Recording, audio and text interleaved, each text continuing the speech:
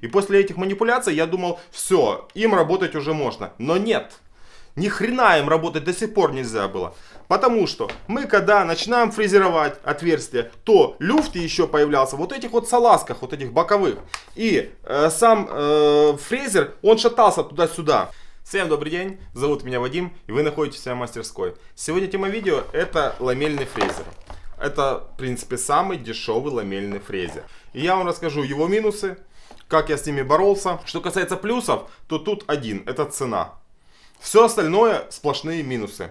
Но если у вас есть желание и есть возможность, вы можете из него сделать более-менее рабочую лошадку. Мой фрезер называется Alpha Tools ADF 900. Но я такие вот видел и Black & Decker, там еще как-то называется. Принцип один и тот же. То есть, если вы видите вот такую вот конструкцию, это значит, все сделано таким же образом, как и этот. Никаких кардинальных каких-то отличий не будет. Это вот такой вот самый дешевый вариант. Пришел он в таком вот кейсе. Здесь вот макулатура какая-то. Здесь показано, как разбирать, как работать. Ну, всякое барахло. Дальше здесь есть ключик, которым можно открутить фрезу.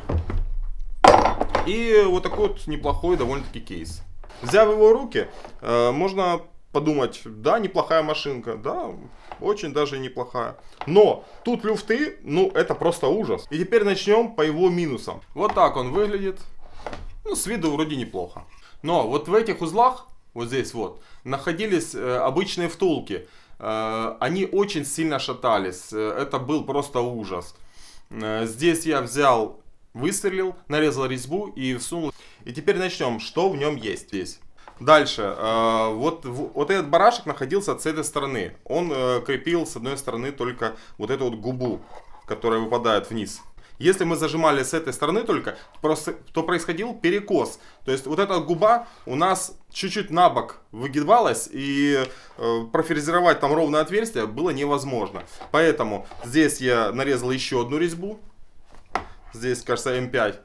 Сюда всунул этот барашек, а этот просто закрепит для того, чтобы он держал и не перекашивал саму вот эту вот губу откидную. И после этих манипуляций я думал, все, им работать уже можно. Но нет. Ни хрена им работать до сих пор нельзя было. Потому что мы когда начинаем фрезеровать отверстия, то люфт еще появлялся вот этих вот салазках, вот этих боковых. И сам фрезер, он шатался туда-сюда. Вот если с этой стороны мы посмотрим, вот здесь идут салазки, по которым фрезер вот якобы так ходит вперед-назад. Вот он, стучит, видно, да? Здесь салазки были просажены на 0,2 мм. В принципе, это якобы немного, но с каждой стороны по 0,2 мм, и получалась такая, как грохотелка. То есть этим фрезером нельзя было ровно профрезеровать одно отверстие. Первое отверстие он мог ровно профрезеровать, а второе немножко перекосшик пошел, так 0,2 мм. И у нас отверстие немножко накернено там то вправо, то влево. И при этом очень тяжело было потом застыковать щиты. Ну, это просто невозможно было.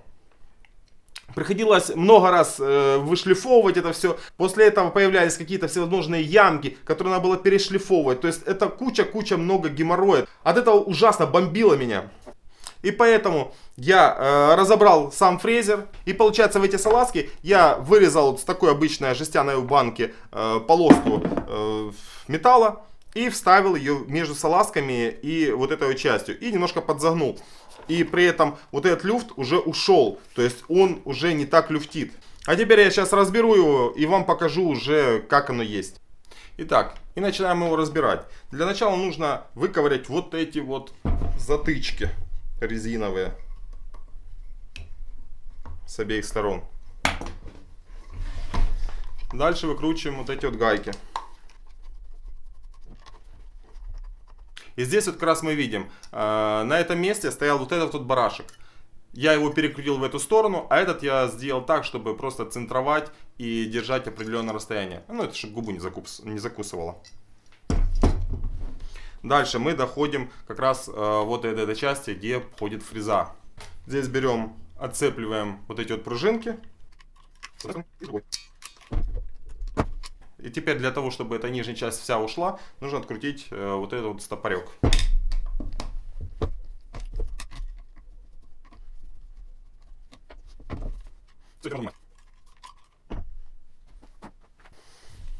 Так, и последний штрих, чтобы снять, надо открутить вот эти вот части, вот эти болты.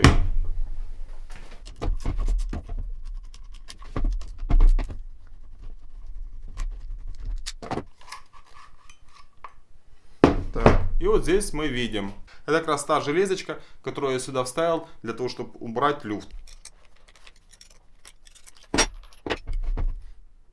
Фреза здесь обычная, ничего особенного.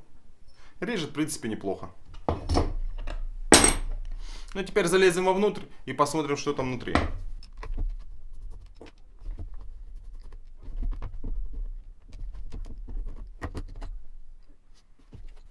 Как мы видим, здесь косая передача. Вот здесь, вот на этом месте, у нас стоит втулка. Здесь нет никакого подшипника, здесь обычная втулка. Зубья все целые. Смазки напихано нормально. Сейчас посмотрим, что там внутри дальше.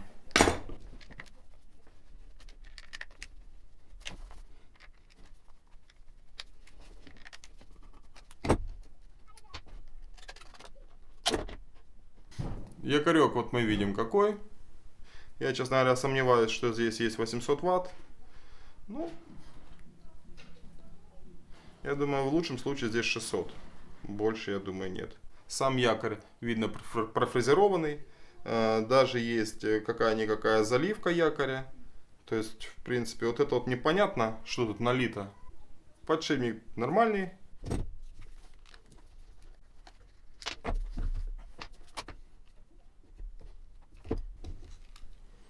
Так, вот мы добрались до щеток.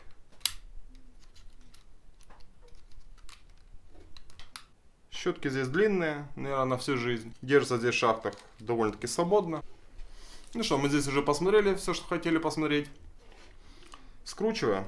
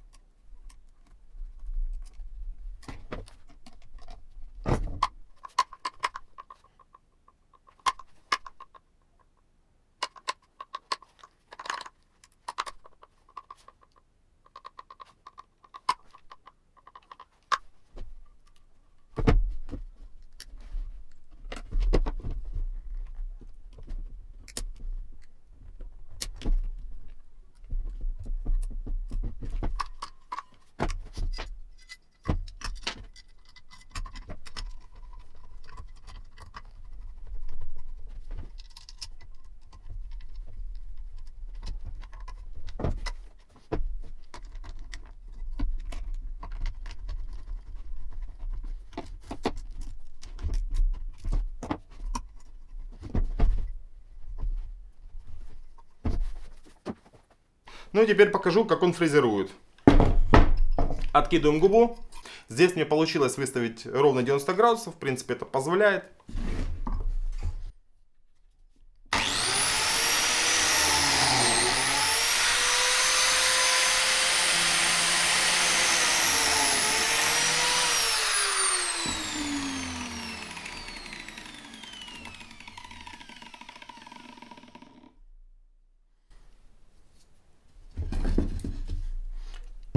Итак, а теперь померяем, насколько точно он делает.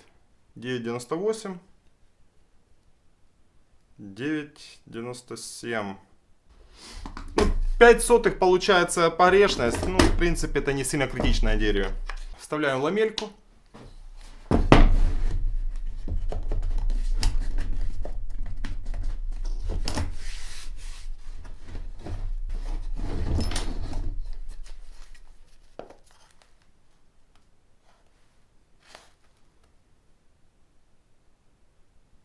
Здесь вот видим, просвета практически нету. Ну и вывод. Фрезер дешевый, геморроя куча. Но это все можно победить, в принципе, при наличии времени. Прежде чем его эксплуатировать, нужно будет немножко подстроить, поиграться с ним. Но он все-таки справляется со своей задачей. Можно, конечно, без него вообще обходиться, но это долго. Ламельником все-таки, если нужно набирать щиты, это гораздо быстрее и менее геморройней. Если у вас остались какие-то еще вопросы, я буду рад вам ответить. В принципе, практически все рассказал, что я с ним сделал. Если вам очень хочется уже попробовать ламельник, вы можете не бояться взять его, и вы уже понимаете, что нужно там делать. Я надеюсь, вам это пригодится. Понравилось видео? Прошу поставить лайк, подписывайтесь на канал и до новых встреч. Пользуйтесь хорошим инструментом.